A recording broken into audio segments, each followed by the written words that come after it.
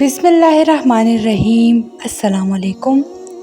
زمانہ بہت پرانا تھا، بادشاہتوں اور سلطنتوں کا دور تھا۔ ایک بڑے شہر میں ایک جابر بادشاہ حکومت کرتا تھا، جسے اپنی طاقت، دولت اور رعب و دبدبے پر بڑا غرور تھا۔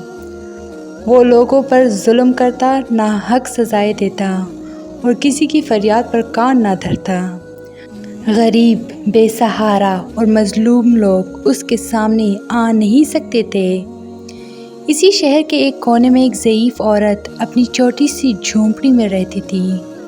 اس کا نام بی بی سلیمہ تھا۔ نہ کوئی اولاد، نہ شوہر، نہ رشتہ دار۔ لوگ اسے پاگل سمجھتے کیونکہ وہ اکثر اکیلے بیٹھ کر اللہ سے باتیں کرتی۔ کوئی پوچھتا تھا کہ اماں تیرا کوئی نہیں تو کیسے زندہ ہے؟ تو وہ مسکرا کر کہتی، جس کا کوئی نہیں ہوتا اس کا اللہ ہوتا ہے۔ وہ دن بھر محلے کے گھروں میں کام کرتی، بچوں کو دعائیں دیتی اور اپنے رب کا شکر ادا کرتی۔ نہ کبھی شکوہ، نہ کبھی فریاد، نہ کسی سے سوال۔ ایک رات بادشاہ نے خواب میں دیکھا کہ اس کا محل گر رہا ہے، تخت ٹوٹ رہا ہے اور ایک نورانی چہرے والا شخص کہہ رہا ہے، اے بادشاہ جس کا کوئی نہیں، وہ تجھ سے بہتر ہے کیونکہ اس کے ساتھ اللہ ہے۔ بادشاہ ہڑبڑا کر اٹھ بیٹھا۔ خواب نے اس کے دل میں لرزہ طاری کر دیا۔ نجومیوں، درویشوں اور عالموں کو بلایا، مگر کسی نے خواب کی درست تعبیر نہ دی۔ آخر ایک فقیر دربار میں آیا اور کہا، اے بادشاہ، خواب کا مطلب یہ ہے کہ اللہ کو تیری رعونت پسند نہیں اور وہ تجھے خبردار کر رہا ہے۔ شہر میں ایک اللہ والی خاتون ہے جو بے سہارا ہے، مگر اللہ اس کا سہارا ہے۔ جب تک تو اس کی دعائیں نہیں لیتا، تیرا زوال قریب ہے۔ بادشاہ نے حکم دیا کہ فوراً اس عورت کو تلاش کیا جائے۔ سپاہی شہر کے کونے کونے میں پھرتے، مگر ایسی خاتون کا نشان نہ ملا۔ آخر ایک بزرگ نے بتایا، تم جس عورت کو ڈھونڈ رہے ہو وہ سلیمہ بی بی ہیں، جو محلے کے بچوں کو قرآن سناتی ہے اور ہر وقت اللہ سے ہم کلام رہتی ہے۔ بادشاہ کے سپاہی جھونپڑے پر پہنچے۔ سلیمہ بی بی نے پوچھا، کیوں آئے ہو بیٹا؟ سپاہیوں نے کہا، بادشاہ سلامت آپ سے ملاقات کرنا چاہتے ہیں۔ بی بی سلیمہ مسکرا دیں، اب اسے میری یاد آ گئی؟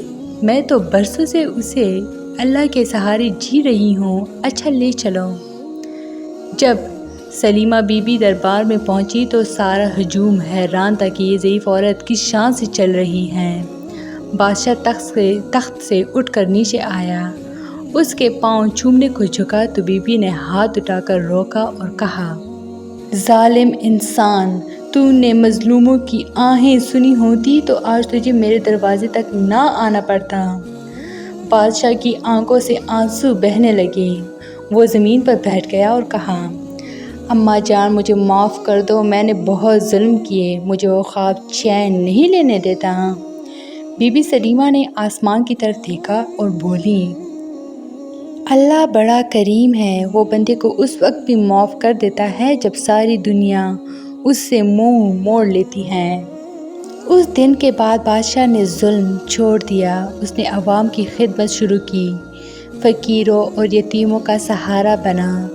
بی بی سلیمہ کو شہر کی نگراں بنا دیا گیا اور ان کے کہنے پر کئی مدارس، کنویں اور فلاحی ادارے قائم کیے گئے۔ شہر میں اب عدل و انصاف کا بول بالا ہو گیا۔ لوگ کہتے تھے، یہ سب اس اللہ والی بی بی کی برکت ہے، جس کا کوئی نہیں تھا مگر اس کا اللہ تھا۔ سلیمہ بی بی ایک دن خاموشی سے وفات پائی۔ ان کا جنازہ پورے شہر کی شرکت سے اٹھا۔ بادشاہ خود کھندا دینے والوں میں شامل تھا۔ ان کی قبر پر آج بھی لوگ جا کر دعا کرتے ہیں اور پڑھتے ہیں، جس کا کوئی نہیں اس کا اللہ ہے۔ یہ ایمان افروز واقعہ ہمیں سکھاتا ہے کہ انسان کتنا ہی تنہا ہو، اللہ کبھی اسے اکیلا نہیں چھوڑتا۔ ظالم کا زوال یقینی ہوتا ہے اور مظلوم کی دعا رد نہیں کی جاتی۔